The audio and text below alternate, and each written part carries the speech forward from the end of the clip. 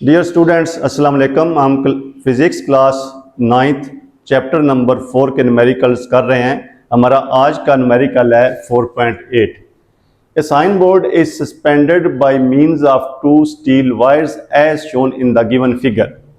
If the weight of board is 200 newton, what is the tension in the strings.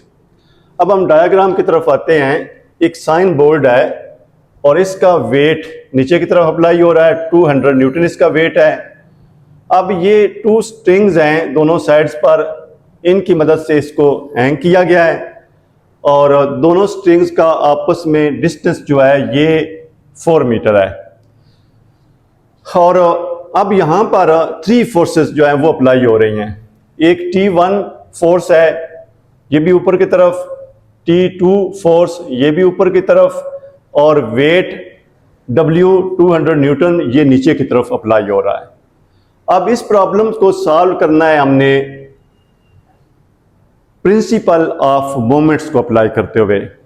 Total clockwise torque find out करना है और total anti clockwise torque find out करना है। चूंकि board जो है ये बैलेंस पोजीशन में है तो टोटल क्लॉकवाइज टार्क और टोटल एंटी क्लॉकवाइज टार्क जो है आपस में इक्वल होंगे। तो आइए फाइंड करते हैं।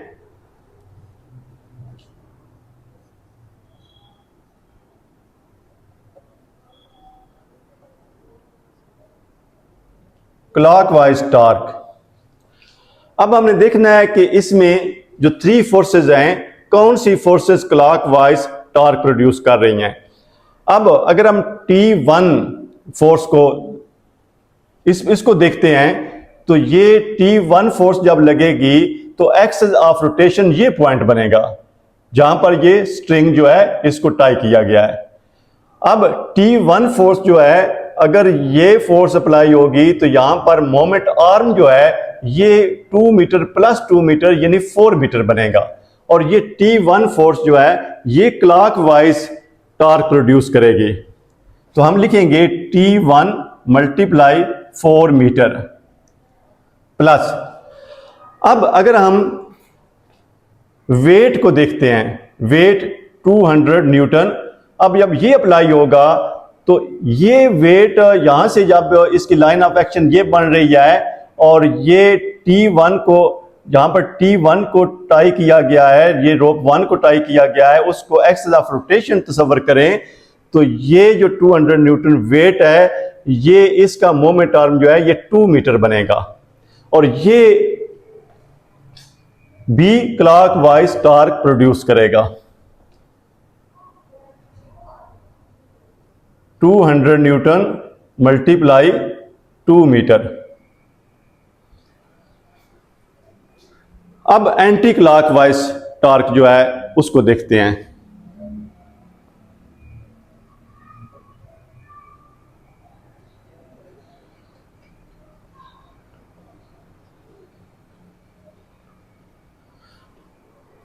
अब हम दोबारा डायग्राम की तरफ आते हैं।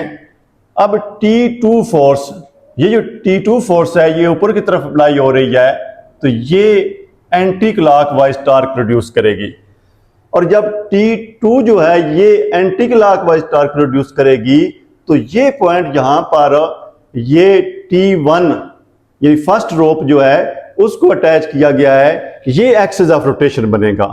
तो लिहाजा T2 फोर्स का जो मोमेंट आर्म है वो भी 4 होगा।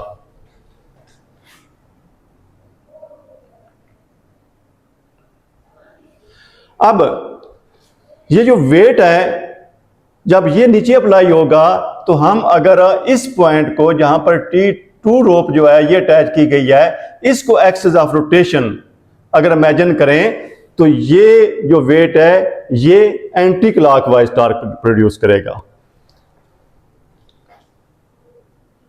200 न्यूटन मल्टीप्लाई, अब इस सूरत में भी इसका मोमेंट आर्म जो है वो 2 मीटर होगा। अब चूंकि बोर्ड बैलेंस पोजीशन में है तो क्लॉकवाइज टार्क जो है वो इक्वल टू होगा एंटी क्लॉकवाइज टार्क के। तो हम लिखेंगे clockwise torque is equal to anti clockwise torque. अब क्लॉकवाइज टॉर्क हमारे पास क्या है, T1 multiply 4 metre plus 200 newton multiply 2 metre equal to T2 multiply 4 metre plus 200 newton multiply 2 metre.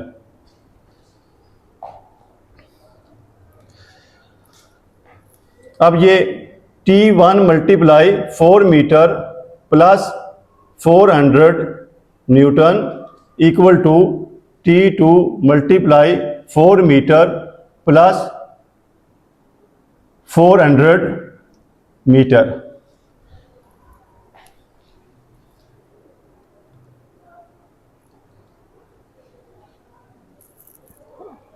ये 400 न्यूटन मीटर आएंगे, इधर न्यूटन मीटर और यहां पर भी चूंकि ये 200 के साथ न्यूटन है और 2 मीटर ये न्यूटन मीटर आएगा।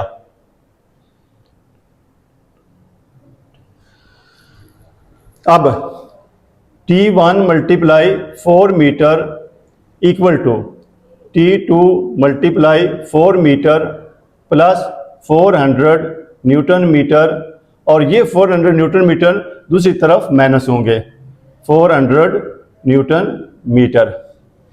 अब ये कैंसिल हो जाएंगे, 400 newton metre minus 400 newton metre zero हो जाएगा। तो ये T1 multiply 4 metre equal to T2 multiply 4 metre. अब T1 equal to T2 multiply 4 metre divided by 4 metre, और ये 4 मीटर से कैंसिल हो जाएगा, तो T1 जो है इक्वल टू आ जाएगा T2। अब इस इक्वेशन से हमने ये फाइंड आउट कर लिया कि T1 जो है ये T2 के इक्वल है। तो हम रखते हैं T1 इक्वल टू T2। अब इसको दोनों को हम T के इक्वल रखते हैं। अब चूंकि बोर्ड जो है बैलेंस पोजीशन में है, तो इसका मतलब है कि अपवर्ड जो फोर्स लग रही है टोटल, वो टोटल डाउनवर्ड फोर्स के इक्वल है। Total upward force equal to total downward force.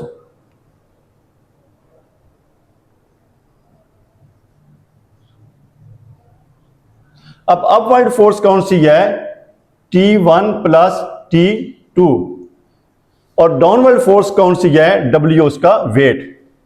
अब चूंकि T1 और T2 जो हैं ये दोनों इक्वल हैं और ये T के इक्वल हैं, तो इसलिए T1 की जगह पर भी T पुट करेंगे और T2 की जगह पर भी T पुट करेंगे, और W की जगह पर 200 न्यूटन पुट करेंगे। अब T plus T 2T equal to 200 newton, T equal to 200 newton divided by 2, और ये 100 न्यूटन। अब T चूंकि 100 न्यूटन है और T1 के इक्वल भी है और T2 के इक्वल भी है, तो लिहाजा T1 जो है वो भी 100 न्यूटन होगा और T2 की वैल्यू जो है ये भी 100 न्यूटन होगी।